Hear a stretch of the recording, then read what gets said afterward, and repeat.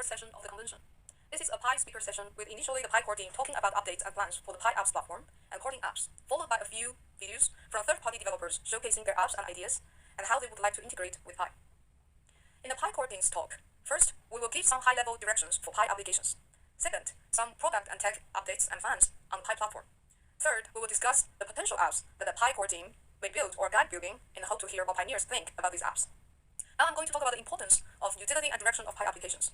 Applications of Pi are important to create utility and real value in Pi ecosystem.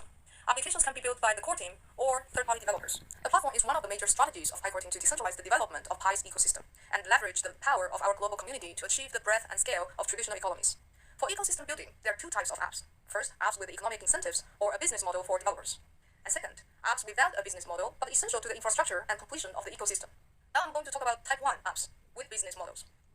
This type of apps mean that they can earn Pi from the business transactions inside their apps. For example, charges of Pi for facilitating a purchase for goods and services, or direct sales in Pi to pioneers. These apps make their own independent product, technology, and business decisions. What features or functionalities to include in the app, how much to charge. What we are looking for in this type of app are those that create real utilities of Pi, boost the usage of Pi, and contribute to the growth of the ecosystem. For example, apps that facilitate selling and purchasing goods and services, marketplaces, service exchange apps, apps that make direct sales of goods and virtual goods, or social applications, apps meaning that it is simple and easy to understand by most pioneers and have a simple integration mechanism into Pi. For example, fun games with in-app purchases, social apps or meme apps, influence apps, in the realm of being transferable on the internet. While more heavyweight apps will be onboarded into the platform later. Heavyweight apps here refer to apps that, in addition to online exchange of value, also require physical world activities, such as inventories, supply chains, and logistics. The reason for the order falls in line with our interactive design process, where the lightweight applications at first can help us debug any issues and make improvements in the online processes of how platform, apps, and pioneers interact with each other in terms of technical integrations, user experience, and economics, before introducing and compounding these processes with physical world complications or coordinations required by the heavyweight applications. Now I'm going to talk about type 2 apps, ecosystem apps. This type of apps refer to they don't have business models, but are essential to the infrastructure of the Pi ecosystem. The purpose of such apps are to complete inefficiencies, facilitate growth of the ecosystem, and benefit the common good of the network.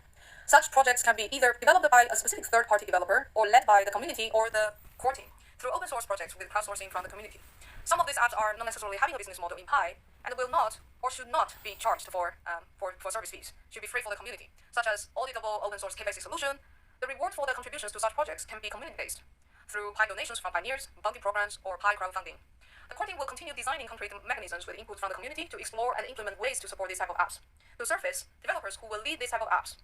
Due to the nature of the ecosystem apps, such apps, including its functionality, features, and in-app economics, will not only be decided by the leading developer, but will be guided by Pi core team and community feedback to ensure it satisfies the needs of the ecosystem and are in line with the interests of the community.